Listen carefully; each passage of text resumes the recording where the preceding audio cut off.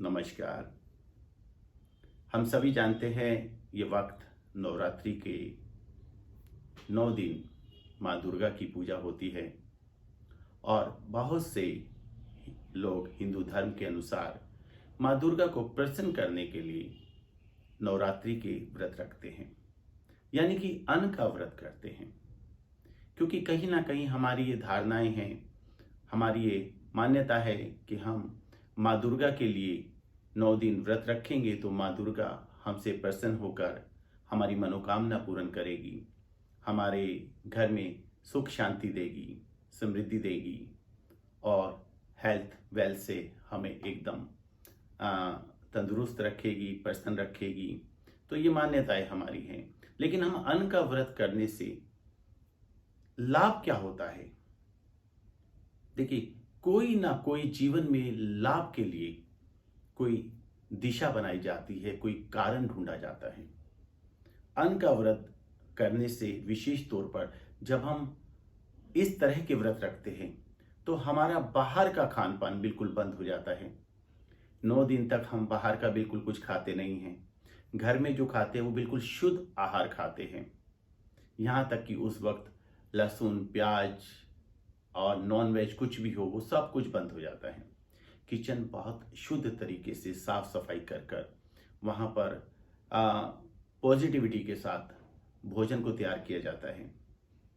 और इस भोजन को जब हम ग्रहण करते हैं तो कहीं ना कहीं हमारे अंदर जो अन्न जा रहा है वो एकदम शुद्ध और प्योर अन्न जाता है, यानी कि जो भोजन हम लेते हैं वो शुद्ध और प्योर होता है। इसी दौरान हम फल फ्रूट्स का सेवन करते हैं, ड्राई फ्रूट्स का सेवन करते हैं, यानी कि हर हेल्दी फूड का हम लोग सेवन करते हैं और बाहर की चीज़ों को छोड़ते हैं, जिसकी वजह से हम लोग थोड़ा सिस्टम में आते हैं। हमारा एक टाइम का सिस्टम होता है कि इस समय हमें ये खाना है, इस समय खाना है, इतने इतने समय खाना है, इससे ज़्यादा नहीं खाना। तो वो सब चीज़ें कुल मिलाकर हमारे शरीर के लिए लाभकारी होती है, हमारे शरीर को एक सिस्टम में लेकर आती है, जिसके कारण से हम रोग मुक्त होते हैं, हमारे अंदर रोगों से लड़ने की क्षमता बढ़ती है। तो ठीक उसी प्रकार जब हम अन्न का व्रत करते हैं वो हमारे तन के लिए होता है, लेकिन ये व्रत का केवल एक पार्ट है। व्रत के दोनों पार्ट पूरे करने से वास्तव में हमारी मनोकामनाएं पूर्ण होती हैं। तो दोस्तों, इस वीडियो को अंत तक जरूर देखिएगा। मैं आगे व्रत का दूसरा पार्ट बताने जा रहा हूं, जिससे हमारे जीवन की सर्व दुख दूर होते हैं और हमारी इच्छाएं कामनाएं पूर्ण होती हैं। दोस्तों, ये शरीर जो है जिसे हम देखते हैं, जो बोलता चलता फिरता हुआ शरीर है, ये केवल एक पार्ट नहीं है, ये दो चीजों से मिलकर बना है।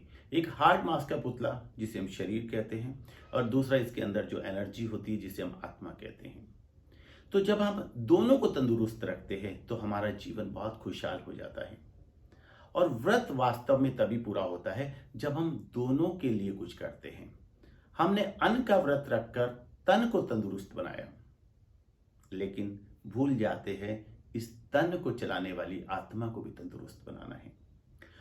उस आत्मा की तंदुरुस्ती के लिए भी हमें व्रत रखना बहुत जरूरी है। और वो व्रत होता है बुराइयों का व्रत।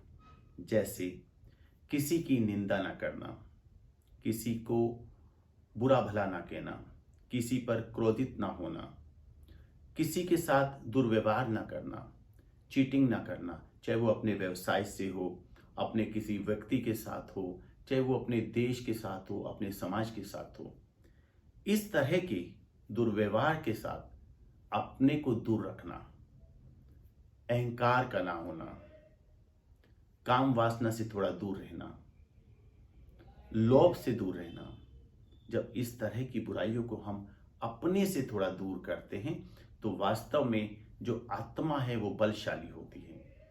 और जब आत्मा को बल मिलने लगता है और इस शरीर को बल मिलता है, दोनों मिलकर वास्तव में शक्तिशाली बन जाते हैं। और जब दोनों मिलकर शक्तिशाली बन जाते हैं तो जीवन में अपने आप खुशियां चलकर आने लगती है, क्योंकि एनर्जी का लेवल इतना अधिक हो जाता है, शक्ति अंदर इतने अधिक हो जाती है, विश्वास इतना अधिक हो जाता है कि हम जीवन में आगे बढ़ने लगते हैं और जीवन में खुशियों को ढूंढने की जरूरत नहीं पड़ती।